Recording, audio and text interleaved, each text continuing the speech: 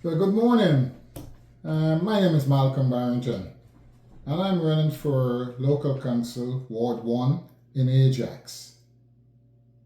You know, folks may ask why I'm running. It's a simple answer: service.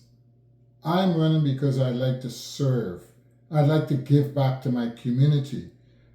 I've lived in Ajax for over 30 years, 31 years to be exact. And now is the time, having retired in the last 6 years, I feel now is the right time for me to give back to my community. It's time for me to serve my community more than I've done over the previous 30 years. It's time for me to have a committed level of service. So that's the sole reason why I'm running. I'm not running because I need a job. I don't. I'm not running for any other reason other to serve my neighbors, to be there to support my neighbors when they need the support of council. So that in its essence is why I'm running. Now, a little bit about who I am. Yes. Yeah. So, hello, Mr. Malcolm. Phil the Cruz, cruising with Phil. I'm out of town here. I'm in Ajax. good for you. Yeah. Welcome. How we met is online, right? Yeah. I saw your Instagrams. You're actually the first kind I saw in Ward 1 in Ajax. Yeah. So I saw your Instagram. I say, hey, good gentleman, fellow vet, by the way. Thank you for serving your country. That's right. 6 years as a military officer. And what country? Guyana. And thank you so much. Thank you. Nice to meet you. Pleasure, Phil. Pleasure. Pleasure Yeah. for having me. So how you doing? I'm doing well. Yeah. I want I to like thank your opening you. speech. I didn't want to interrupt you, but I had to get in there somehow. You're not soloing it this time. Yes, Nice yes. speech. You didn't practice, it's just from the heart, right? Just from the heart. I like Everything that I am saying here today will be from the heart. That's great. It's, I'm a man of no pretense. My family and friends always say there's no gray area with Malcolm. It's either black or white. Yeah. And that's who I've always tried to be. I'm very open, honest, sometimes to a fault. But with my friends, when I say something to them, they know it's meant in the right way. Mm-hmm. And that's who I've always been. This is your first time running? First time running. And like I said, it's taken some thought. I'm a planner by heart. Mm-hmm. So I like to plan. I planned my life out for all the years. Yeah. And now is the right time for me to run because I'm retired, so I have the time to serve on council because I don't want to do anything less than 100%. B, I have the educational background, so I have a BA in economics and an MBA in international finance, which would allow me to be able to understand and critique all the financial aspects of council, which will allow me in a more detailed way to ensure that council is spending our money, our taxpayers' money, more efficiently. And that's a key piece of one of the reasons I'm running. That's great. And, so I'm quite happy to be running now. Experience, the education, they still have a bit of get up and go. Yeah. So yeah. I run. I shook his hand. See? It's sore. Ex-military guy too. Yeah. That's right. So let's go into your background. Let's go where you're from. Well, let me give you my background. Yeah. So I was born in Guyana in the late 50s. Mm-hmm. Guyana in South America, which at the time was under colonial rule. We became independent in 1966, so we still had the influence of our colonial masters, quote unquote, Mm-hmm. During my birth and my early formative years. I was the fourth of 5 kids. My mom and my dad, they had 1 boy, 2 girls, then myself, Mm-hmm. and then I have a younger brother. Okay. We all now here in Canada, settled in Canada I was the last one to come to Canada. Okay. So they have been here for over 30 years, Okay. everyone else. So I was born in Guyana, grew up in a place called Mackenzie, which was a mining town. We mined bauxite, most of it. And then we moved. My dad was a businessman. And my dad was a black businessman in a predominantly white-controlled environment. But he rose so well and was so successful that he actually had, and I'm going to go through it, he had a bicycle, he had a motorbike, then he had a car, Then he had a Land Rover. Mm-hmm. And then a friend of ours said he wasn't satisfied. He ended up buying a plane. He bought a plane. He bought a plane. So I'm just showing that to show in the 50s a black man owning a plane in Ghana was unheard of. No. Unfortunately, that same plane is what caused his demise. He actually died in a plane crash in Ghana. Yes. Yeah. But that in itself has made me, in my view, a stronger man, a stronger father to my son, who's a police officer now in Toronto. In Toronto. And it's really given me... You want to give him a shout out? Yes. Malcolm Barrington from 42 Division. Keep safe to you and all your fellow officers, and thank you for your service to all of the officers and all of the military and paramilitary folks in Canada and beyond. Thank you. Yes. Sorry, go on. Yeah, so after my dad died, my mom was young and pretty, and she never held another man's hand throughout her life. The first and only, right? Yeah. First and only person she ever had, never held another man's hand. She died 16 years ago in Scarborough, after making sure that we all were well, in a good space. We all have at least a first degree, my siblings. 3 of us are retired and 2 are still working. My sister's a nurse, service again. And my younger brother is still working also. So my mom was always the father and mother to all 5 of us. And she did a fantastic job. You know, it's something that I don't think many people can emulate, the job she did. So after leaving Mackenzie, as I said, where I was born, I went down to Georgetown, which is the capital city. After that died, and so we relocated to Georgetown to be closer to my grandparents and my uncles and so on, for the support that my mom needed. And I attended St. Stanislaus College, which was one of the preeminent high schools in Ghana, still is today. It was at the time an all-boys Catholic school. So you know what goes, I don't know if you know what goes on in an all-boys school. My dad went to all-boys school. It too, was fun. Only my last year of school did it become co-ed. Oh, did it? Okay. Yes, it became co-ed in my last year. But we had a lot of fun as boys. We did everything that boys would do and more. So it was a fun place. But during that time, I think this is where my leadership skills started to develop. I was the captain of our Saints on the 16 7-a-side team that beat all of the senior teams in a one-day tournament in Ghana. What's his team? What? St. Stanislaus College 7-a-side soccer team. Oh, soccer team. Soccer. It's a football, but you know, for Canadians, I'd say soccer. I'm going to bite my lip and say soccer. So I captained that team. I was also very active in track. Was called to trials for track in Guyana and soccer, both of those. And I played senior soccer in Guyana. I then worked, after high school, I worked in the finance sector in both banking and insurance. And then when I realized that that wasn't the type of thing I really wanted to do, I joined the army. And it wasn't conscription, you joined it was volunteer. So I joined as an army officer. So I joined as a cadet. So you were cadet, then you become an ensign, and then you become an officer. So that's the phases. And I spent 6 years as an army officer in Ghana. And I've always been one for continual learning. And you know, we had one university in Ghana. So it was a challenge for a young officer to get to that university when you had colonels, majors, captains, right down to, you know, before I got in.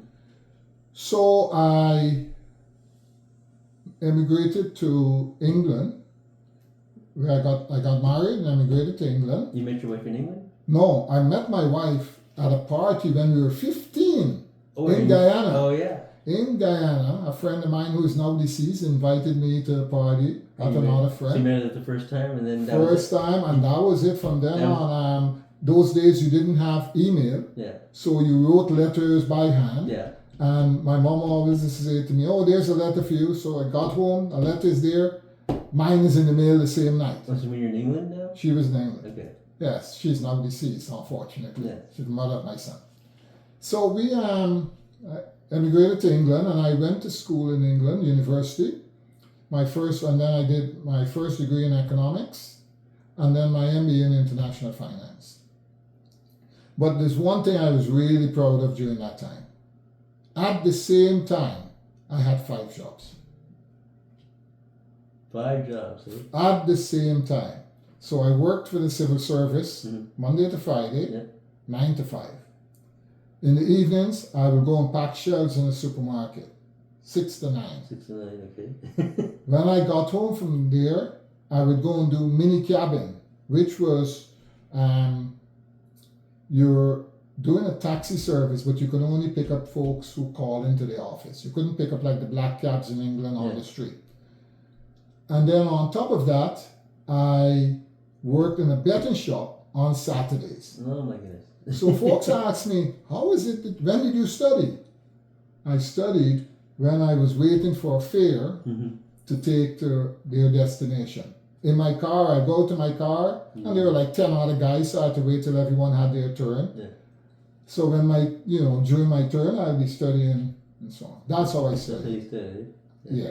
So, I've always been very determined, and I wanted to make sure that my family had a better start to their life than I, because remember after my dad died, we started again from the bottom. Yeah. So I did all those things at the same time. Very determined, but everything I did to the best of my ability. That was always been my core. Do it the best the first time. When I pack my shelves, I can stand as if I'm on parade and look down the line and see one straight line. That's nice. That was important to me. Whatever I did to the best of my ability. So after I got my MBA in 9 to 5, I decided I wanted to come to Canada. Now, the reason for that is my lack of knowledge from a geographical perspective in Canada. My older brother at this time was living in Labrador City, Newfoundland. Oh, yeah? Yeah. Newfoundland, nice. And I lived in Kent at that time. My mom and my siblings were here in Scarborough and Pickering. Now, if he had left, this is where my ignorance of geography came in. If he had left his home in Labrador City at the same time I left my home in Kent, I would reach Scarborough, where my mom lived, before him. I didn't know that. I said, he's in Canada, I would be the last one to be there, and I didn't want to be the last to be there. I was my mom's pet for 7 years before my brother came along. My younger brother, that is. So I decided to come to Canada. And I came in 9 to 5, and I stayed at my sister for a few months. I came in April, and in October I moved into my home here in Ajax. So I've been a resident of my home, this home, since 1995 October. Original house. And I say to my neighbors, who some come, some go, some are still original owners, I am not leaving until they come with a van, because they don't come with a hearse anymore. They come with a van and take me out in the middle of the night wrapped up in loincloth. That's the only time I'm coming. I'm leaving. So that is how long I've been here. I've lived here. I've enjoyed my life here. My family, my son has grown up here, and as I said, he's now a Toronto police officer. And Ajax has been a blessing to me. I was going to ask you, do you remember the price of your house back then when you paid for it? Yes, $265,000. Oh my gosh. Yes. Yeah. And what this stuff? 34,000 square feet. Yes. 3,400 square feet, not 1,000. Now you can even see that right now. So I had to ask. It was, and if my taxes were so low. Oh yeah. Oh yes, my taxes were on the 2,000 at the time. Now they're 5 times that, or 500% increase. But it's Ajax has given me a lot over the years, and I cannot complain. I have no qualms whatsoever. It's been a safe place for me to live. It's been a clean place for me to live. It's been one where my son has gone to school and really developed himself and everything else. All the good things about Ajax I've experienced. My neighbors, fantastic neighbors. Mm-hmm. When I decided to run for council, I put a notice up on our WhatsApp group. And the same night, my neighbor to the side of me came over and knocked at the door and said, "Do you have the forms for me to sign up?" Oh, really? The same Were you night. surprised? I was shocked. I was flabbergasted. And in less than a week, I had my 25 signatures plus more. Plus more, yeah. It was, we have a really good community here. I'll just tell them why you need 25 signatures. Yeah, well, 25 signatures is what is needed for you to file your candidacy for the elections, like, local elections. Like Toronto. It's the same as Toronto, yes. But I had over 25 just in case there were any changes or any errors or whatever. But the community here has been fantastic. We have a block party every year. Oh, nice. Yes. Just down here in the street here? Just down the street, 2 houses side by side. And we have that every year. And it's a fantastic, everyone comes together, everyone's chats. Nice. It's in just the early summer. We've had it already always. Otherwise, I would have invited you there. Well, so now, when did you register to run for your ward? In March? No, April I registered. May 1st was the deadline for the... May was the original date? Yeah, for Toronto. Was it the same for you? I think it's the same date, yeah. I can't remember the exact did you register for the block party? Did you register before you had your party? Yes, yes. So they knew now, by then you were They knew. So when I turned up there, everyone was cheering and having a good time. Yes. Did you get any pictures and all that? And video? We got some pictures. Yeah. We got some pictures which I will post. People see, Yeah, that's a good idea. Were you surprised by the response? I was surprised by the response in one sense, only because none of us around here have ever talked about it or run. Yeah. No, we never had. So that must be like they've seen you for how many years as a neighbor, and then he's running for the war. Running, so people were, and it's been. You should be retired, enjoying life. It's been like that ever since. Yeah. Every time I walk my dog, morning and evening, and every time I walk in, people are stopping me. I've already done my initial canvassing in the area, but people are still chatting and want to find out more and asking some questions and and really giving me a lot of boost. I'm getting some endorsement from the neighbors. They're doing their own videos to place. Okay. Yeah, so it's been the neighborhood, Mortimer Crescent and just outside. It's a fantastic place to be. So let's go back to your background. Did you carry it on? You came to Canada. You're the last to come to Canada? Yes. Right? And then what happened after that? Well, okay. So, like I said, after coming to Canada and living here, this is where my career extended quite a bit more.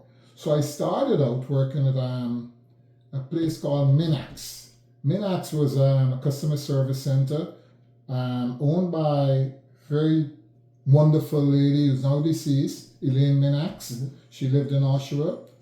And she brought this customer service center up to a multi-million-dollar organization before she sold it to investors. The Tata Group from India was part of that. Fantastic human being she was. And then I moved to the Red Cross, where I managed 2 customer service centers, one in Peterborough and one in Burlington. Wow. Let that sink in. One in Peterborough and one in Burlington. Right? That's on the other side. So you're going both sides. So I'm in the middle. One was 100 kilometers to one and one was 101 kilometers. I worked it out. Wonderful organization to work for too. But one day I was coming home about 4:30 in the afternoon and I nodded. I just was too tired. Mm-hmm. So I pulled off. I didn't get into an accident or anything. I pulled off into a gas station and took a little while, then drove again. And then next day I resigned. Oh, because I realized that I couldn't do that anymore. How many years were you there? 4 years. 4 years? 4 years. Then I moved to Deloitte Consulting. Deloitte Consulting was a job that one of my neighbors actually introduced me to the organization and so on. And I was a senior consultant with Deloitte, making oodles of money, but traveling.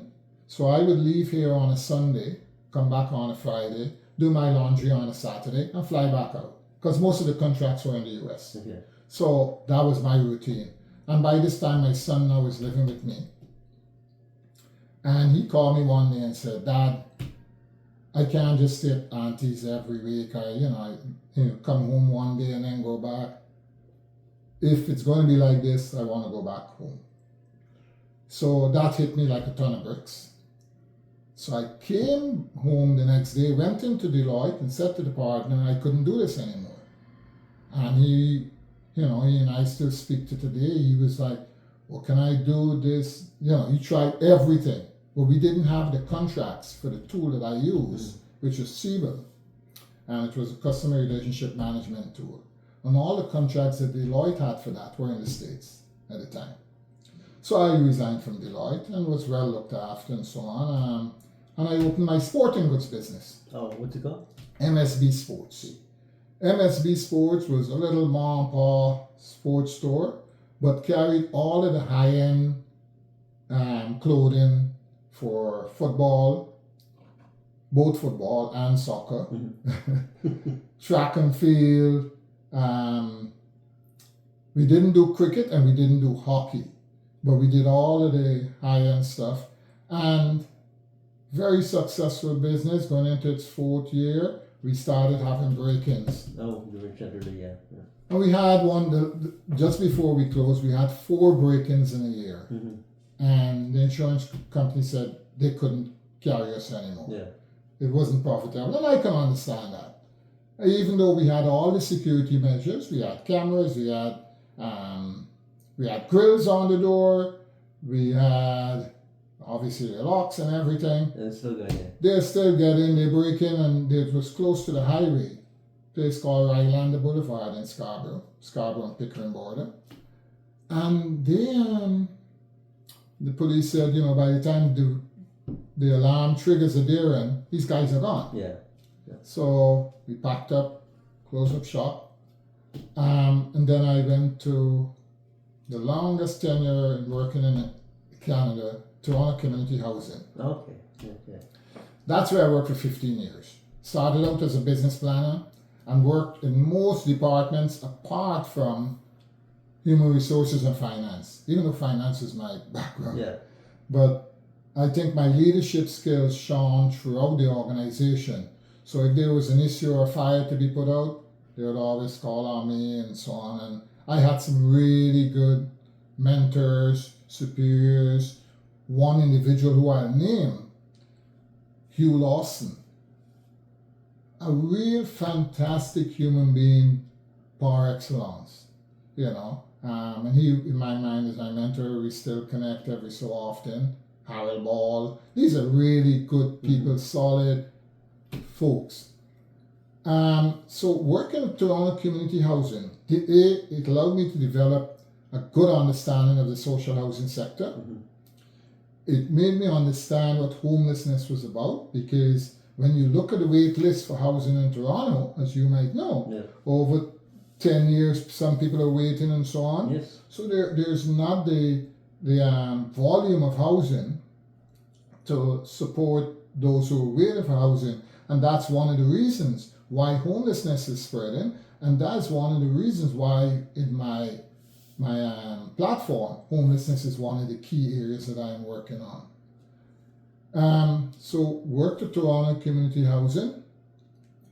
And then when I left Toronto Community Housing, I was at a loss, didn't know where I was going. And this was a time when there were a lot of changes going on at TCHC. And I was a victim of some of those changes. But I ended up on my feet with BC government, the province of BC. Oh, wow. And I worked there for 3 years. You moved to BC? In British Columbia. I never sold my house. Yeah. I kept my home. Where in BC did you? In Victoria. Where about? Yeah, I did. In Victoria, on 4th Street. Yeah, I lived on 4th Street. I did on, name of the street now, not Hope. There's a one-way street going up down the main street.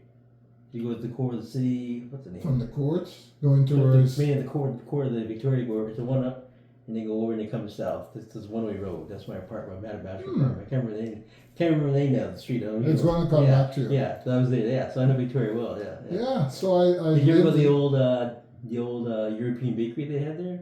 Yeah, but there was. They had family-owned bakery. It had like the cakes and all the desserts and sandwiches. Right in the core of Victoria. They're well known there. I'm sure I know it. Yeah. But I enjoyed my 3 years there. I was the executive director for the largest telecommunication contract in Canada. No. It was a $1 billion contract over 10 years. Wow. Right? The largest. And it was with, I can name them, TELUS, because TELUS was the preeminent telecommunication organization out west. And the main thing was to ensure that the province had connectivity right down to those folks who live furthest in the interior. And the reason for that was, it was in some cases a life and death situation. That's the only way people can get there. You don't have enough doctors for the whole province. So what happened is that they developed, and I'm telling you in 2014, they developed an online system where either a nurse or a nurse practitioner would be sitting next to the patient, communicating with the doctor online, and the doctor would inform the nurse practitioner what medication or what to do and blah, blah, blah, and the rest of it. So that project is a fantastic way which the province of BC has really developed that communication level. And you created this? I didn't create it, but I was the executive director. I moved in there to be the executive director and started the renegotiation just before I left 3 years later for the renewal of the contract. So came back to Toronto because I was homesick. Oh, you were? Yes, let that sink in. I got homesick. Yeah. Living in Victoria is a beautiful place. But when all of your friends and family, even though you're a grown person and everything else, are separated from you, your community, which is something that we as human beings really need. And I mentioned that earlier when I was speaking of living in Ajax. I have a community now that I feel comfortable being part of, and they're part of me, and so on. That is so key. And that's when I realized how much it meant to me. So I came back. And that was in 2017. And I said, okay, maybe this is it for me now. And then I got a call from BC Housing. And BC Housing was looking for someone to support them in dealing with encampments.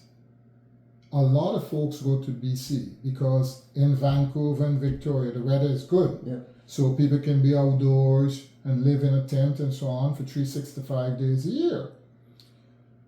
So there was a problem with an encampment with almost 1,000 people. And they needed to get this park back, in a park, one in downtown Vancouver, Strathcona. Sure, okay. They wanted to get this park back for the residents. So how do you do it? Remember that you're dealing with people who are addicted, in a lot of cases, either to drugs, alcohol, or mental illness. So we had a plan which every day, myself and 2 other colleagues will go into the park every single day. And this was during the pandemic now, and in 2020, and speak to folks, have the discussion, build the trust between themselves and us, build the confidentiality, which is key. Because remember, you're dealing with people who are challenged in a lot of cases. And they can be very defensive sometimes too. Very defensive. We had some challenges. It wasn't all smooth sailing. But we did that. And we built that trust. And we moved every single person out into a home.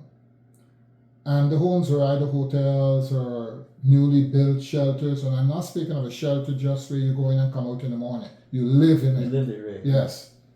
All the amenities, really well done buildings.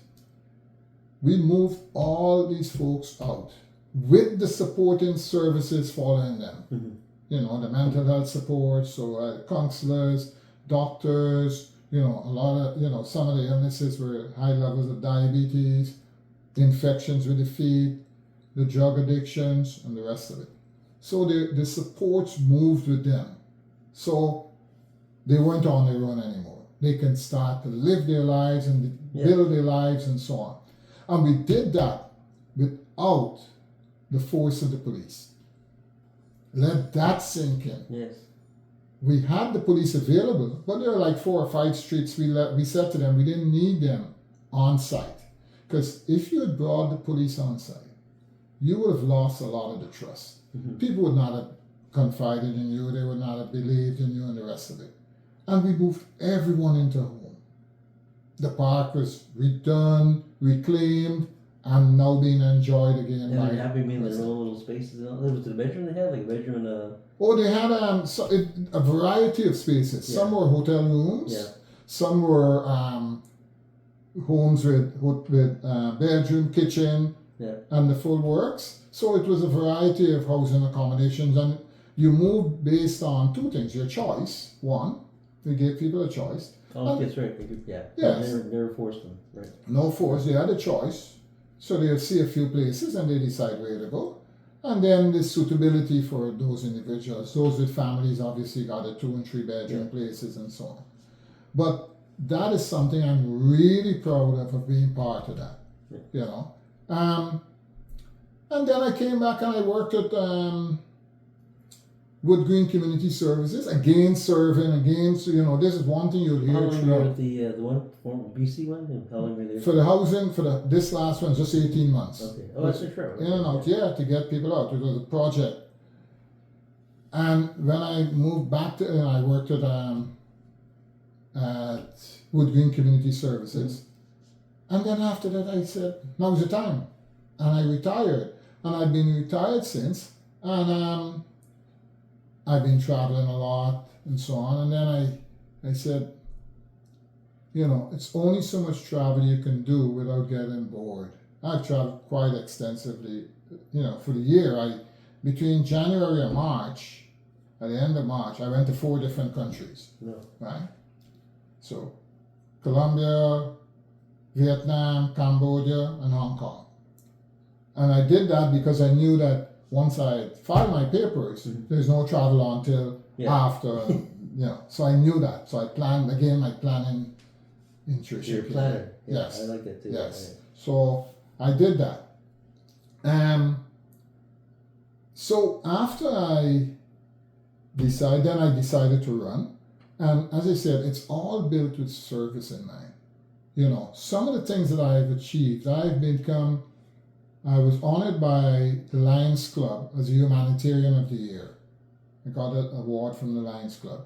I was a big brother, and I have my credentials and certificates from them for having been a big brother for over 15 years, 10 years, 15 years. I was also a mediator, where I trained with Community Justice Alternative of Ajax and was one of their volunteer mediators. Another thing I'm a life coach. A life coach? A life coach. You bring life? I train people, I coach people on how to enhance their lives. Oh, nice. Right? So I am, as a life coach, I train with CTI. Right? It's one of the major. CTI is the largest coaches training institute, one of the largest coaching organizations in North America, and I'm a trained coach with them. And that allowed me to have better interactions with folks, even my littles, when we speak of little brother and big brother, and so on. But let me give you a good reason in terms of how I see myself fitting in to leadership at Ajax. There are a few things which you need to be, in my mind, this is just my view, to be an effective counselor. You need to be a good communicator. You need to be a good collaborator. Remember, every person only has one vote. Right. So you need to collaborate with your fellow counselors. You need to have a good knowledge of budgets, a good knowledge of how they're developed, how taxes are done, how monies can be spent more efficiently. When I mentioned my education earlier, it gave you an understanding of what my educational background is. And what I'm saying is that education has given me the skill set to be able to work efficiently on council. The finance side, my coaches side, my mediation side, all of those pieces factor into making, in my mind, my personal view, an effective councillor for Ward 1. And I am of the opinion that should I be elected in October, I will be able to add a tremendous amount of value to council, to the residents on the whole of Ajax, because remember, Ward 1 is just one part. There are 3 wards in Ajax, 1, 2, and 3. Ward 1 is just one part of it. But even though I'm representing Ward 1, I'm sitting on a council which represents the whole of Ajax. So the support is going to be needed from my fellow colleagues.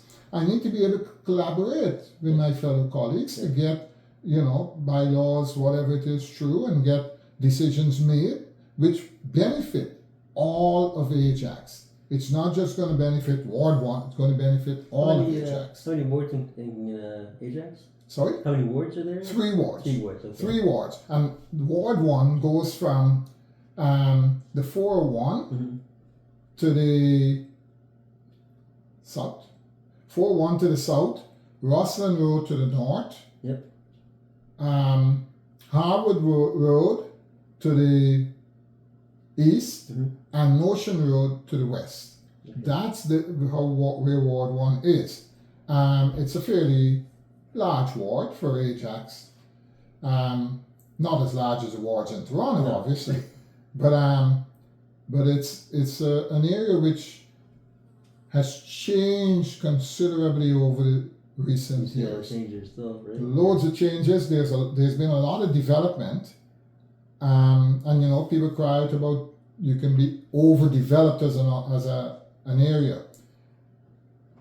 I don't think we've been overdeveloped, but I think we need to ensure now that we have whatever growth we have, that is sustainable growth, and that we keep our development to a level which does not adversely affect our current residents. Yeah. So we need to make sure we're smart in terms of how we develop. And I think we've been doing a good job so far, and we need to continue, but we need to make sure we hold and manage it as best as possible. So the Ajax also has suffered, in my view. I work downtown, and people ask me why I work downtown.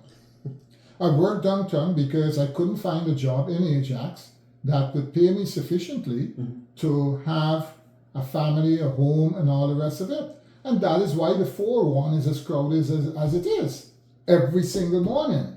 You would have come up a little later. So I've come before, like earlier, like it's back all the way to Victoria, all the way back up, all the way to down to Westmead Road. I've seen. That's right, and the reason for that is because we have businesses, but we don't have a good mix of businesses which can sustain the community. So we need to make sure we bring businesses to Ajax which can offer residents of Ajax good, high quality paying jobs. We've done a lot of warehousing. We have all the box stores, the Home Depots, the Walmarts, all of those. We need now to focus on getting real high quality jobs to Ajax, so people don't have to commute as much. What that will do, if folks are commuting less, it actually enhances your community as a whole, because you have more time to spend with your family. You'll be on the roads less and tired on the roads and having more accidents. You reduce the level of accidents on the road. Well, look, we had the homeschooling during the COVID, the amount of people that stayed home. That's right. Yeah. COVID showed you it, right? How many accidents did you have on the road during COVID, right? So that is why we need to plan how we do our business development. At the same token, we need to support our small business community. Our small business community, especially close to me here in Ajax, Pickering Village, we've lost quite a few businesses there. We need to support those businesses which are there to make sure they have longevity. Because when folks invest there, in most cases, their private funds, their personal funds, they need a certain time to get the ROI and be able to support themselves and their families. So you need to support small businesses. Keep small businesses alive. That is a moniker that I have in my head. Keep them alive. And we have a real fantastic place at the corner of Highway 2, Elizabeth Street, and Old Kingston Road. That's the Pickering Village. Oh, yeah, that's when I came in, yeah.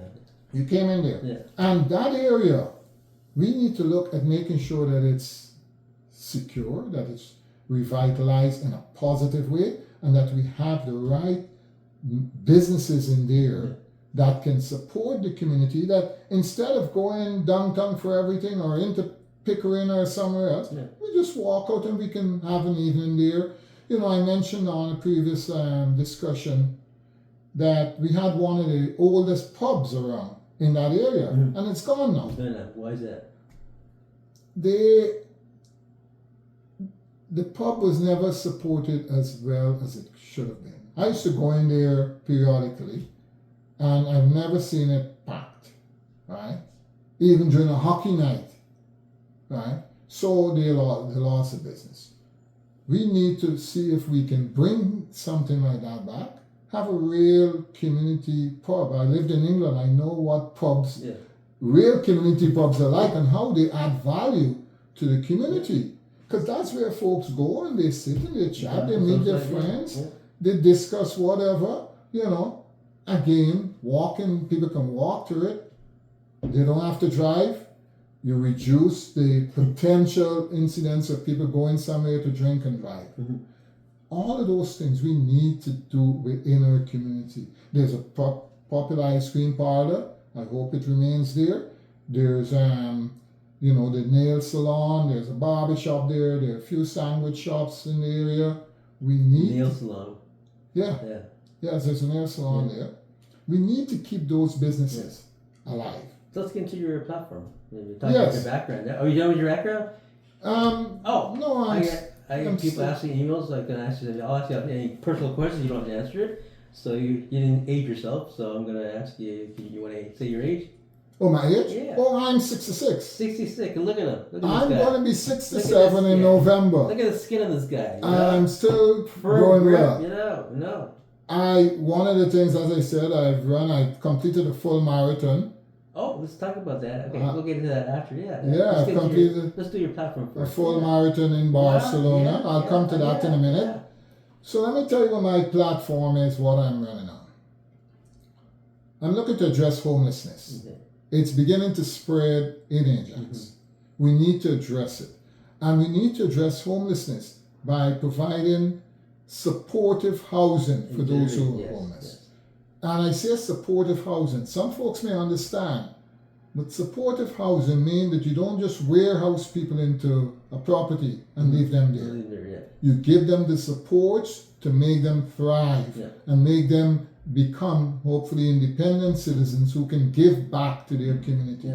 So that's definitely one area. The second thing is community safety.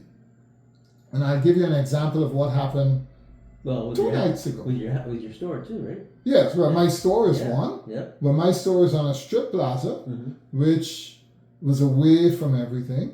But even closer to the mark, and it turned out to be a positive situation. When I speak of community safety, I speak of both property and road safety. 2 nights ago, I was coming home, and just as I was about to turn onto my street, there's bright lights coming from the opposite direction, just a bigger truck and so on. So I turned off behind this vehicle, and the vehicle went just a couple of doors past where I live and parked. So I came into my garage, didn't close it down, just came out and looked at the vehicle, didn't notice anyone come out of the vehicle. But then I looked across the road and my neighbor who has a fairly new car, his garage door was open. And in this neighborhood, sometimes people say I'm the garage police, you know. Because if I see someone's garage open, whatever time I'm walking my dog, I'll either ring their bell or I call the cops and say, look, this garage is open, blah, blah, blah, and the rest of it. But so my neighbor came out and he closed his garage. But it bothered me that this truck is parked there and I never seen the truck in the neighborhood. So I came in, spoke to my son was home, who is the cop. And I said, I'm going to call the cops. He said, yeah, call them if you don't know who it is. So I called, and I was on to communications, Durham, all right. And so she said, did you get the number, the license plate, and so on? I said, no, but I can do that. I can go out with my dog as though we're walking, and I can get it. She said, okay. So I went out, got my dog, and we started walking. Then I saw one of my neighbors speaking with a gentleman. So I said, went up to them. I said, is that truck yours? And he said, yes. So I said to the communications, it's okay. It's a neighbor's friend and so on. But the joke about it is that this neighbor is also a cop. Oh. And the person with him is also a cop. Oh my God. So there were two cops chatting on the street, right? He came to visit his friend and they were just outside chatting in good weather. And, you know, they were so complimentary. They said, you know, if everyone would do this type of thing, you know, because you never know, you know, a neighbor had his truck broken into, not stolen, I have to say, last year sometime. But that is the type of thing that, you know, we need as community to look out for. So community safety, and that extends when I say road safety, there are many stop signs, as you would notice, and I hope you notice when you're leaving, because they're stop signs. They're not slow down signs. Yeah. Folks slow down and then they drive through. Yeah. Now, I have a major beef with that, because in my mind, stop means go to zero on your speedometer and then you drive. That's right. I'm not worried who's behind me or whatever. They can wait. Once I stop, then I drive. With that, a reference to that one morning, my dog was Nelson. Nelson and I were walking one morning, and I'm seeing all these cars stopping. Early morning, 8:30. I'm saying, I said, Nelson, there must be a cop somewhere. And he didn't even answer me. Go figure. So we reached to the corner, and there it was, a cop right in the street. Yeah. And that's why everyone was stopping. So I went up to him and I said, morning, introduced myself and so on. I said, I've just run the corner and so on. I said, I'm glad you're doing this, you know. So they all stop just to see the cop in the corner there, right? And they're all curious. They just see what the cop is doing there. They want to know. They're just curious, right? Well, what happened, he was in an armored car, right? But I guess they recognize he's a cop, and if someone stopped in front, they all stop. So he said, he's only been there about 10 minutes. He already had 3 who didn't stop. Oh, I see you later, I'm gone. That's what he said, another one. Yeah. Just roll through. So we need to do a few things about road safety. We need to continue educating folks, because education and re-education is key, and enforcement is the final part. And you know, with road safety now, you have the scooters, you have the kids riding, not kids and adults riding, no helmets, sometimes no lights, doing wheelies. We have to find an answer to that in the region. And I know Toronto, it's quote unquote not legal, but everyone, you go down to Toronto, everyone is riding an e-bike or a scooter or whatever. On the roads too. Yeah. So that is another challenge for community safety. The third part is affordability. And by affordability, I mean paying careful attention to how we spend taxpayers' money. That is a key piece of why I'm running.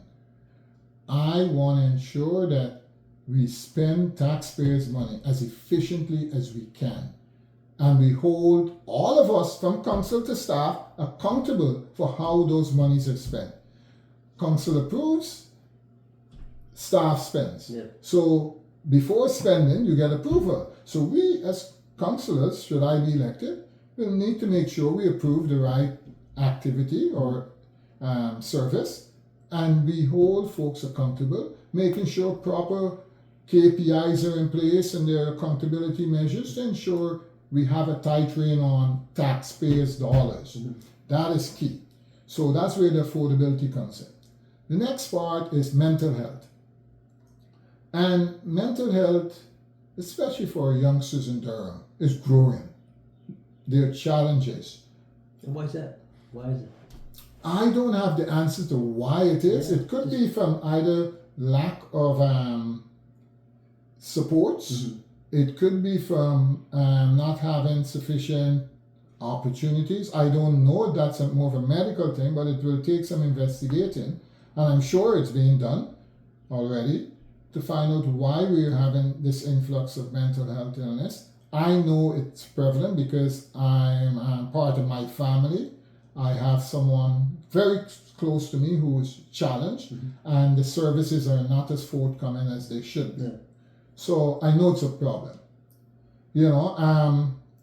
and then support for our seniors. Yes, I'm a senior and I may be okay at the moment, but a lot of our seniors, I've been to, apartment buildings and so on close by, and there's a lot of support that is needed.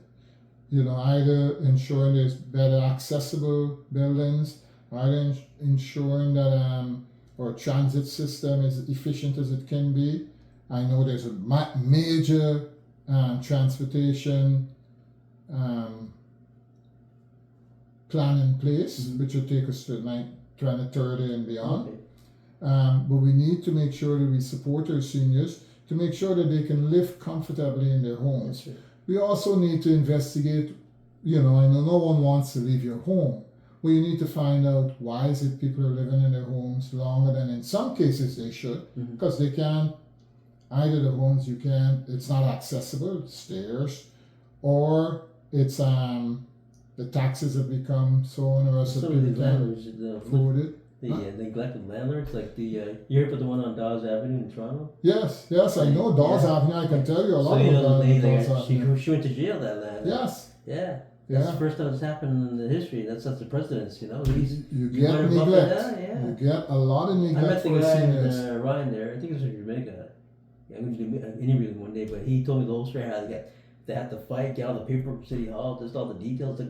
By the time when they started to the finish, the result was it. And now they're saying there's even more charges because now the firefighters are investigating with fire services. Yes, so. it's unfortunate that. But you saw the pictures and all that, right? I've seen yeah, that. It's I've disgusting. seen that. And I know Dawes Avenue from my work with TCHC. We had a building on Dawes Avenue, just so that you know, where copper at one time was high priced. When the guys went right up to the ceiling where the water tanks are, took off all the copper and flooded the building. Really? Yeah, because they want to sell the copper. Yeah. But what I'm saying that we need to support our seniors. The seniors are the backbone of this country. The seniors is why we're here. They drew the city of Ajax, city of Toronto. That's what it is. Same and thing. We got to treat them better. We just can't live. We have to do it. We have to do it. We have to support our seniors as best as we can. And like I said, I've been canvassing at the doors quite a lot. That's my bread and butter, to be honest. I really enjoy engaging with our community, and you hear all the stories. You hear all the stories from especially our seniors who are home alone and just want someone to speak to. Company and all that, right? Yes. Yeah. So it's important that we find ways to support our seniors. Do you have any ideas on top of your head how to do that? Yeah, the first thing, it's you always think of when you talk with support to seniors, you think of more services. But you need to find out from our seniors what the issues are specific to them. Is it that they are scared of moving into a home? Because they may be able to sell their homes and move in comfortably to a home where they can develop community with others, but they are not aware how this can work for them. So we need to find out where, because unfortunately, a lot of our seniors are neglected by their families. Yes, this is true. A lot of seniors are neglected. So if we can find out where they're located, then you know the age group of your folks, and just speak to folks and see how you can support them in that way in terms of moving them from a big two-story house with stairs going all the way up, Down to like and they can't even walk up, so they're just yeah. they're sleeping and eating and everything in the front room, and the rest of the house is vacant. You know, and what that does, it has other effects because it can then spin off into making that home more useful for a younger family who might be able to buy that home. Yeah. So now instead of one person in a home, that person goes into an assisted or supportive living environment, and you have 4 people who live in a home, 5 people, a family, 4, 5, whatever it is. So what I'm saying is that as a councillor, I would need to make sure that I understand and I know my residents. You visit them more often. You know, unfortunately, I can tell you how many times I've seen my councillor at my door. I've seen them because I've been part of a task force, which I'll mention in a minute. You know, but in terms of coming to my door, I haven't seen them in the last 4 years. Why is that? I have no idea. Just during election time? They have meetings. Yeah. They have meetings, Yeah. and I go to the meetings, right? So I see them there. But in terms of coming to your community, meetings are great, but you also need to bring the meetings to the people. You can't always ask the people to come to the meetings. Come to the meeting, right? Yeah. You bring the meetings to the people. You know, there's a church out here. You can have meetings there. You know, so this area can be covered. When you go to the meetings that I've been to recently, it's the same folks at every meeting because it might be close to them and they are really committed and interested. But if you bring the meetings to other areas, you encourage others to get involved, right? So I'm saying that as a councillor, I would really get to know my residents. I would get to know, I would get to support, to offer the support that I can, and find the right level of services that I can direct them sometimes to. Yeah. I don't have all the answers. And I wouldn't have all the answers if I become a councillor for the next 40 years. I wouldn't have all the answers. But what I know I can do is be able to show them a way where they can find the answers. Someone who's, knowledgeable in whatever particular area that is, where they can actually get the right answers which will support them and be part of allowing them to become, have a better quality of life. Yeah. That is what I'm looking even for. like the landlords, we have talked to before many times about the buddy system. Like in my building, I was lucky. We had a good landlord. He knew especially seniors, he knew he asked them, I want a history of medication, what you're taking, what your routine is, and you watch your neighbors. Some are very private, they don't want to be disturbed, but you watch. Like, for example, we had one in our building, and one passed away. She'd been missing 2 weeks, and they found her, unfortunately. But she had nobody, like she was alone, and she was by herself, right? But that could have been prevented. We had a buddy for the landlord who keeps an eye on her, and just.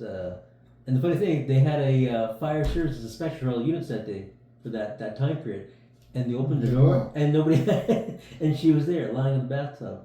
And that is something which in some parts of TCHC we try to encourage. Some folks would have there are different ways you can do it. You put a little card. They're afraid to be, they don't imposition people. Yeah, some people you can't be in imposition. But you ask them, do you want us to be aware of, who's your next of kin? So we know if your daughter's coming, we don't have to worry about getting you to come down and sign for her or whatever. She can go in. We need to understand what as much as you'd like to mention, because it's a privacy thing. Exactly, yeah. Your illnesses or who should we call for this, that, or the rest of it. In your files, there's normally that information, but how much detail you want to go into, it's up to that individual. So you can't pry too much, but you let them understand that you're there to support and help. Well, even like the building I was at, they had a whole week to turn the power off. Now we have one family had a son who's on dialysis. The machines are, but the landlord didn't know this, so they had to go inform them. You're going to turn the power off. What do you do with this guy? You turn the power off, he's going to die. He needs that, so they had to. That's where it come up. Later landlords, who your tenants are. Like if they knew in advance, well, we're going to turn the power off. Mr. Ryan's going to lose. He needs a backup or something. Yes. So unfortunately, people spoke up, and it was okay. But other times you're by yourself, and he he doesn't go down to the office to see what the the itinerary is. Yeah, So yeah, people can't. Some people can't because of accessibility. Yeah. Get down. Some people just wouldn't because they live in isolation, and so on. And there are folks around who would come and sit with folks for no charge. Yeah. Who would come and read a book for people. Yeah. You just need to tap into those resources. Exactly, yeah. People want to help. Yeah. People want to be part of community. Yeah. And if they know that there's someone in their community who needs their help, people will do it. Yeah, there are people who charge for that. We understand that. That's true. But there are folks who just want also to sit and listen to someone. And quite a few seniors don't know about the computer system. They just go phone calls and all that. Many times they go to Walmart. It's like you're in Toronto. Yeah. They're waiting for their wheel-trans. One time, this woman, she was in the lineup. She was getting frantic. She was a Caucasian lady, and I said, "Are you okay? What's that?" She said, "My wheel-trans has come, but I'm stuck behind this lineup." And with the wheel-trans policy, if you miss your ride, you get a sticker on the way. You get points. You get demerits. It's hilarious. Oh my God. So, anyways, I helped her rush her. I said, "What? You did the grocery. I'm gonna go up. What's your name?" He came exactly as he came out. I said, "Can you wait for us?" I said, "Oh man, I'm busy. I got wait for him." I said, "I tell you what. I got your number. I got your name. Can you please wait for her, please? Okay. If not, I'll take her in my car. I'll bring it to your next spot." Yeah. So he waited. He did. He took the extra effort. Yeah, most of them pretty good. These guys, because when the TTC gets these folks, I think they do a good job in vetting who would be a wheel-trans driver as opposed to who's going to be the subway driver and so on. Because you need to be a special person to be a wheel-trans One of my driver. friends, Marianne, she's visually impaired with her, so she gets picked up with her dog and her husband. She's visually impaired. So one day, this was late, McDonald's late at night 2 weeks ago, this wheel-trans guy, big white, look like a bodybuilder. He said, "You're a wheel-trans driver?" I asked him, how did you have to get this job? He said, "It's my education, not my looks." That's funny, I was reading something recently that online, this garbage collection driver was driving one day and he saw this woman really struggling to bring her thing out. And then every week he goes, it's always looked like a struggle for her to get out of it. And he started coming out the truck, pull her garbage bin back in for her. He put it because she pulled it out. That's the first time. And then he told her, he said, "Look, when I come, I will come and pull it out for you, empty it, and bring it back in. You don't worry." Okay. And eventually her family heard about it, and they got involved with him and chatted with him, and and everything just ended up in a nice story, right? But it's a parable or a true story. It's a good story to hear. Yeah. But there are good people in this world. Oh yes. There are good people. Now, one thing I didn't mention when I spoke about starting this journey to be a councillor, I've been the chair of the Ajax Anti-Racism Task Force. Oh, okay. Let's talk about that. Yes. For the last 2 years. And I had to, when I decided to run, then you step down from that, that task force. That task force did a lot in Ajax, in my estimation, to foster better community relationships. Racism, unfortunately, is at its height in Canada, whether we like it or not. I mean, the Jewish factor right there. Yeah, we had a young lady. You must have heard about this one in the library, whose hijab was caught on fire. Yes. Those are things which we supported her and so on. But the reason I'm bringing it up, we raised a lot of the national flags of some countries which have never been raised before. We raised the Palestinian flag, we raised the Pan Am flag. The Guyanese flag was raised before once other, but we raised it for Independence Day here. And that's the U.S. Army person and myself, we understand the symbolic nature of raising a flag. We understand the importance of a flag raising. It's key to your independence and who you are and so on. It gives a lot of credibility to a nation. Your flag and your national anthems. Two things that, when I go to a basketball game and I'm standing as straight as a ramrod, So You know? People are wondering, I'm sure it's they're still our wondering. system, eh? Yeah, you know, why am I? You know, I'm listening to the national anthem, whether it's of the US or Canada. I'm standing because Yeah. I pay reverence to those You pay anthems. attention, You know, and some folks, you know, well, my son obviously does the same thing as a cop and so on. They're looking at you like, what do you stand like a stick? Yeah. I get the same thing. It's- Or like it's- they used to march with bands. So when I'm walking the street, I'll use some sort of like drumming music. I'll be like, and they'll say, you look like you're in the military. It just kicks in. You start walking like a soldier. It just comes right. Even you try back. minutes, you get relaxed and all that. It just You can never take the military out of an ex-military. even like to this day, I sleep 5 hours a day. I'm good. I'll sleep and I'll just wake up automatically. And they ask me, I can't get out of my system. I tried sleeping 6 hours. I get a headache after that. Gotta get up. Yeah, gotta get up. You know, something- Rivali is Yeah, always at a yeah, certain yeah. time. That's right. You're up and you're ready to go. Yeah. You know, so the task force is one which is supported council considerably, trying to ensure that there's. Did you guys create it or was it established? No.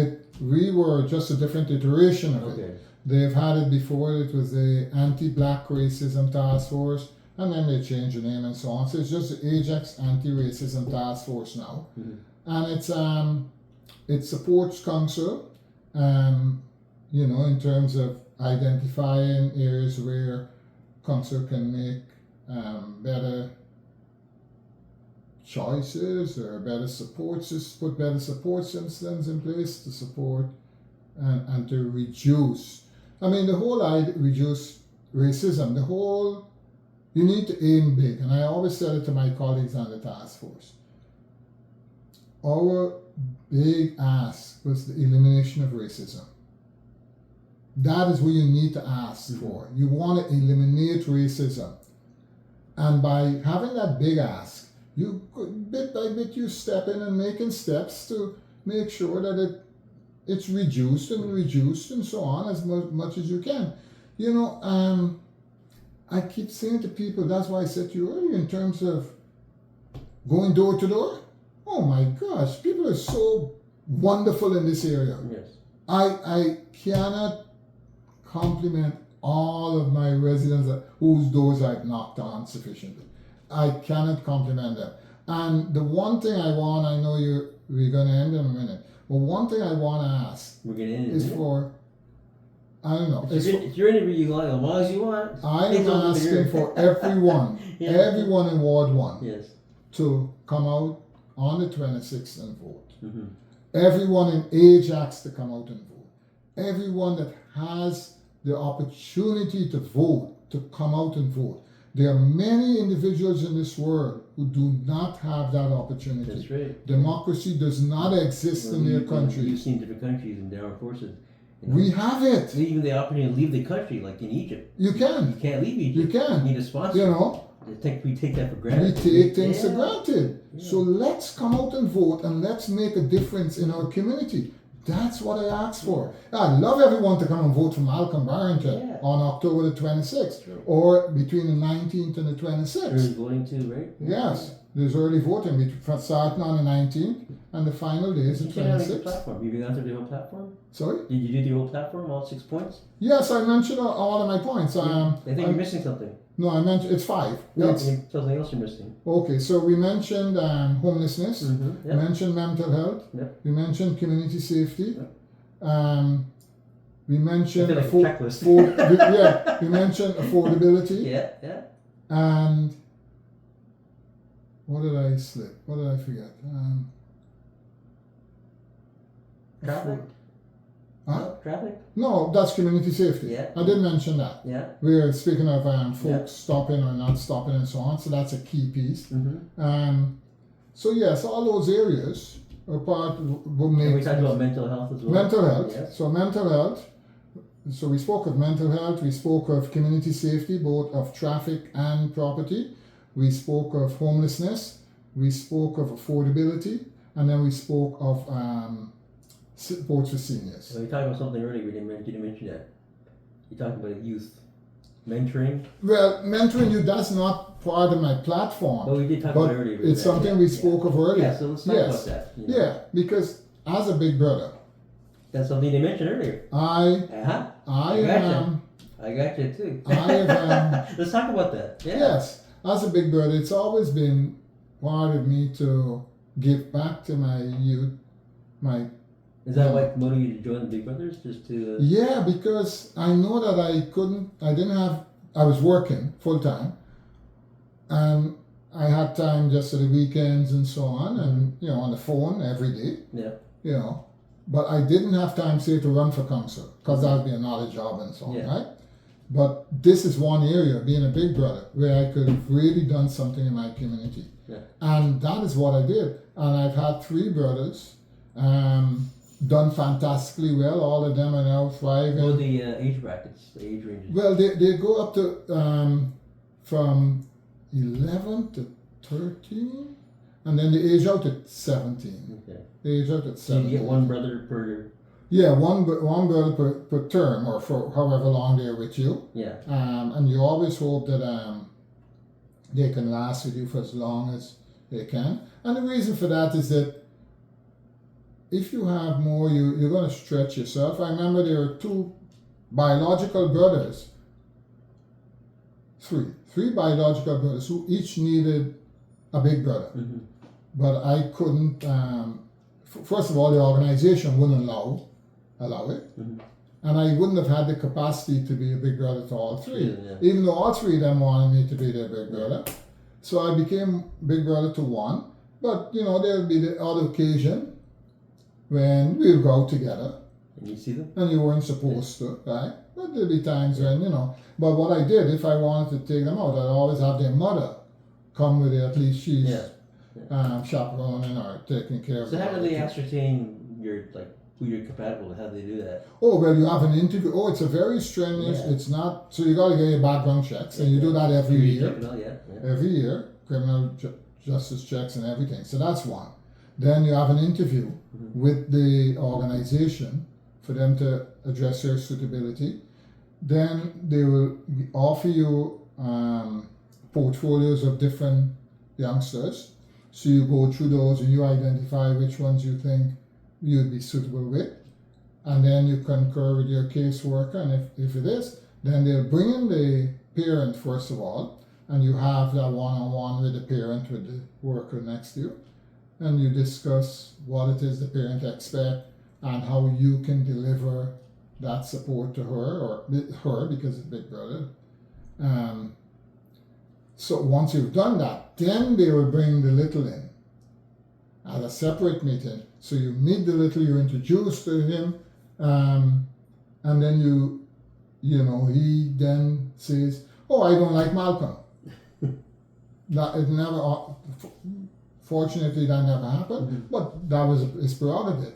Anyone then could say, "No, I don't like him," and they can go back into the pool, and we go back and start the process over.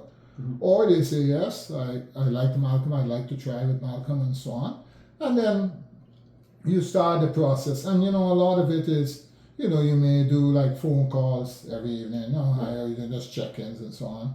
And then weekends you may go to a game, take them out, or you go to the park, you go and play. Oh, is there like a limit, like how many times per week you spend with your big brother? No, you can talk to them as much as you like, as long as you have the capacity. Yeah. Right? Okay. It's a capacity thing. But the organization sometimes will provide you with tickets to Blue Jays games, or you get, because people donate those things. So how many years were you big brother? Over 15. 15 years, eh? Over 15. I got my my last thing was 10. My last trophy. I know why they gave you that, because for me I wasn't looking for a trophy. But and then I know I spent time after that. But it's I've never come off the list, right? So if I were to go now and say I would like to have another little, then they can just start the process over again and so on. Yeah, so it's a really rewarding experience. I used to have more fun sometimes than the kids. Yeah. It's very rewarding being a big brother. And I urge anyone who watches this podcast to think carefully about it. Think, if you have the capacity and you're willing to become a big brother or a big sister, it's so key to making sure that the young kids have a role model who they can look up to and who they can have some mentorship from. So if you can, please do. It's amazing. You know. Okay, so we talked something about earlier. It wasn't on your platform. You're gonna put it on. Let's talk about the awards. Oh, my award. No, Yeah. I did speak of my awards. Yeah. I spoke of the Humanitarian Award, Yes. which I got from the Lions Club. Yep. And that was for Humanitarian of the Year Award, Mhm. which is a fantastic award and it's from a prestigious organization.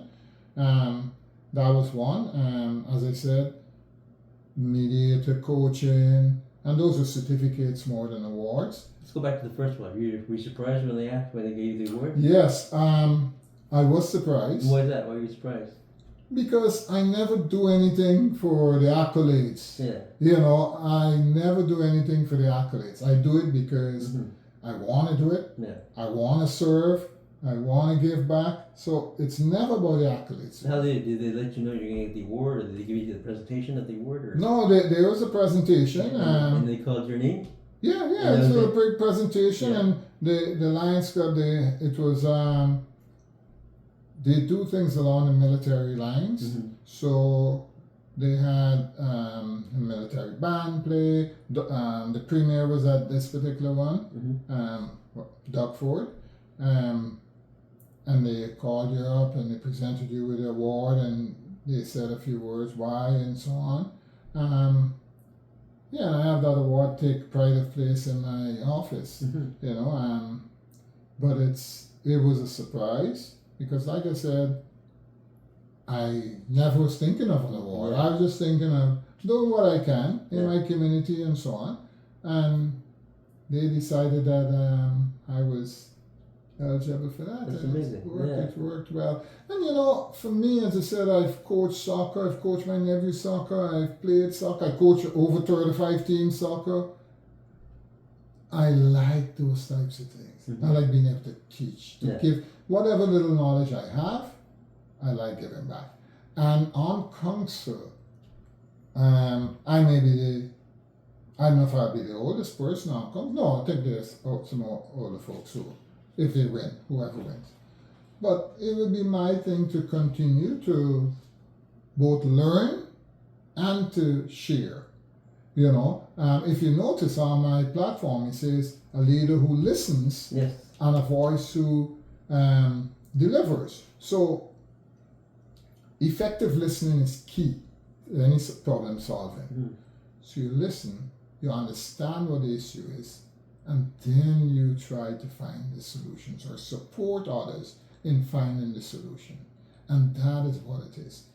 Effective listening. People may say, oh, I listened, I heard you. Yeah, but did you really listen effectively? Yeah. Did you really understand the core issue that was coming out of that discussion? And that's why, for me, it's key word is listening and service. It's amazing. Yeah. Well, it speaks for your character, getting the awards. Yes, yes. I think so. I feel proud for everything. How did your son feel about you winning the award? He's proud. My son's a proud son, Was but he not- I am was he- also a was he- very was proud he- father. Was he really surprised that you're going to run for award? Knowing Yeah, and he was knowing your there. background, your everything you do, and all that. I don't think he was surprised. Yeah. He wasn't surprised. Yeah. So He just said that's I expected something like something. that. Yeah. But he was there and he met some of the deputy chief for Ottawa Police Service was there, so they met and Okay. they've started communicating since. That's nice. I don't think he's going to Ottawa, but it just, but he was more surprised than I was. I wasn't surprised. That's nice. Yeah. So let's talk about your hobbies. I know you like to do a lot of walking. Okay, so my hobbies. No, I hate walking. You just told me you like walking around canvassing. I walk canvassing because I have to do it. Don't tell the voters that you like. I don't like walking. No, let me be clear. Give me a I glass like of water. running. Sure. I like running. You like running. Okay. I like You running. do marathon. You done. So yeah. that's right. Yeah. Walking to me, you take too long to get to where you want to go. That's it. No, in terms of canvassing, Yeah. I love canvassing. I really enjoy canvassing. Yeah. But if you're speaking of walking, when I say I don't like walking, people go out and do pole walking and so on. Yeah. You don't like that. No, I want to run. because I want to get from A to B in the shortest possible time. Even when I run by myself most times, right? And I may do a 10K in the morning, and I said, 58 minutes. I can do better than that next time. 55. Or I can, I always test myself against myself. Yeah. But I love running. My marathon, like I said, I ran it in Barcelona, which was a fantastic place to run your only marathon. How'd you do? 4 hours, 37 minutes. It's not bad.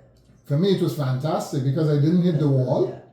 And I could have done it faster because I was waiting to hit the wall. Yeah. So I was holding back, and then the last 5 kilometers when I realized I'm not hitting the wall anymore, then I let go.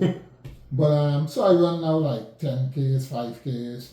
You run every day 10Ks? Huh? You run every day 10Ks? Every day I run at least a 5. Okay. Weekends between 10 and 13. Oh, that's amazing. Yeah. I would do that, There is park run, I don't know if you've ever heard of it. Yes. Right, so I go out some days, some Saturdays with them here. I didn't even know that's what it was till one day my neighbor who arranges it, I saw him standing there, so I said, "Oh, is that a team you guys have?" He said, "No, this," and then he gave me the details, and I went out and I ran with them. That's cool. But again, community building, living with people, and and so on. But I played soccer up to 6 years ago. And the reason I stopped is one of my friends, we were playing that Sunday morning on opposite teams. And we were going for the ball, and both of us are very committed folks. And he came a little higher than I expected and got me on the knee. And I was out for about 6 months. Oh. Yeah. I was out, and that's the only time. I played soccer in Ghana since I was about 9. Yeah. And this is the only time I couldn't play another game the next day. And that's when I said, that's it. So you busted your knee? Yeah. Oh my gosh. Yeah, my right knee. Yeah. And how's it now? Oh, it's all right. It's okay. But you like biking? I bike, but again, I don't bike as much as I run. Yeah. I don't know why. I got a friend who rides when he's here. He lives in Ghana and up here. Every weekend they go out for 100K, and okay. I can't do that. That's a bit much for me. But I would bike, sometimes down to the lake and stuff like that, and so on, and up and down the Lakeview Drive, which is Ajax. Beautiful waterfront. Yeah, it's nicely done. We have one of the best waterfronts. That's something we when I didn't biked talk years ago back in the 90s, they're doing all the new housing down there. Yeah. Yeah, nice all developed. Nice new playgrounds are sitting up there. Yeah. That's right. It's a nice place to And ride and run. They finally put a bike path between Ajax and Whitby. Yeah, It was on the highway, right? Yes, you can go down. Yeah, you had to go on Highway 2 or That's Bailey Road right. back then. You There can was no. go through That was that. and then come It's off. just that one gap. You're playing to the light, basically. Yeah. I remember a resident sent me a note asking me how I would address a particular situation where he was riding his bike on a 2-lane cycle. It's a 2-lane cycle. You go both on the same side. On Rosslyn. And what happened was that I just picturing it because he got knocked off his bike. So he was coming in one direction, the car was going to turn left. So all the car did, in my mind, was look to the left. He didn't see him coming from his right-hand side, right? Mm-hmm. And, he's asking how I would address that. Well, you know what? I said to him that is a basic education that we learned as youngsters going to school. Mm-hmm. Look right, look left, look right again before you turn. Sure. So all that you need to do is make sure the drivers are aware that they need to look, remind them that they need to look both sides. You can't just come up to a crossing and just look one side. I guess the driver didn't realize that cyclists going both sides. I'm thinking this, and he didn't look to the right, and so the guy came, he got knocked. But he survived enough to send me the note and ask me as a candidate what I would do. Yeah. And that's why I said I would re-educate, but I would also put a sign I'd also put a sign coming up to the stop, because it's a stop sign. Coming up to the stop sign, reminding folks that it's a two-way cycle. Mm-hmm. You know, if you have that sign there, it may then Makes people think, yeah. make people think, oh, I better look the Yeah, other exactly, side too. yeah. You know, so signage is one. You know, you talk about community safety and not stopping at stops. I put up a sign, 0, then go. Mm-hmm. You know, so you put a sign just again before the stop sign, and you put a speedometer, a drawing of a speedometer, Mm-hmm. and you put it to 0, then go. And you know, you have two side by side. Yeah. 0, then go. Simple. And hopefully people would recognize that. Yeah.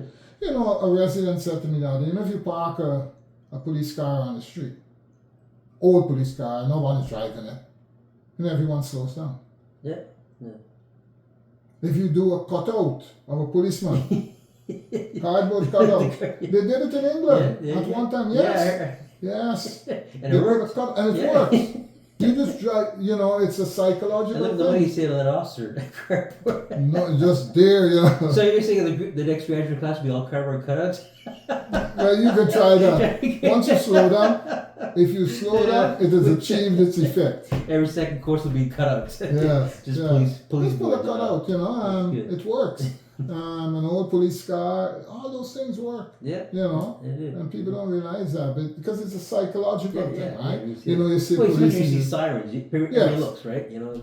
yes. So I think we got everything covered. Anything you want to add there? Well, you know, as I said, all I would do is ask all Ward 1 residents. Well, So- before I'm going to go turn the camera up. Before that, I'm going to look at the camera when I go around, and you tell people why they need to vote for you, Mr. Okay. Malcolm Barrington. Okay. Besides your good looks, your age, your fitness, and shake your hand again here. Don't squeeze it, Thank you, please. my I brother. gotta drive, you know. Thank you. Appreciate So your when I look at time. the camera, you look at the camera, you tell me why they gotta vote for you. Appreciate Okay. your time. Thank Yes. you. Go ahead. Yeah, so why vote for me? Why vote for Malcolm Barrington in the Ward 1 Ajax election? Vote for Malcolm because you're going to have someone who listens, someone who's going to be responsive, someone who has the knowledge, education, and experience to be an effective local councillor. You can count on Malcolm Barrington. Vote for Malcolm Barrington on October the 26th or early voting from the 19th and support a leader that listens and a leader that delivers. Get out there and vote. Thank you. And what's your website? My website is barrington4ward1.com. Great. Yes. Thank you so much, sir. Thank It was you. a pleasure.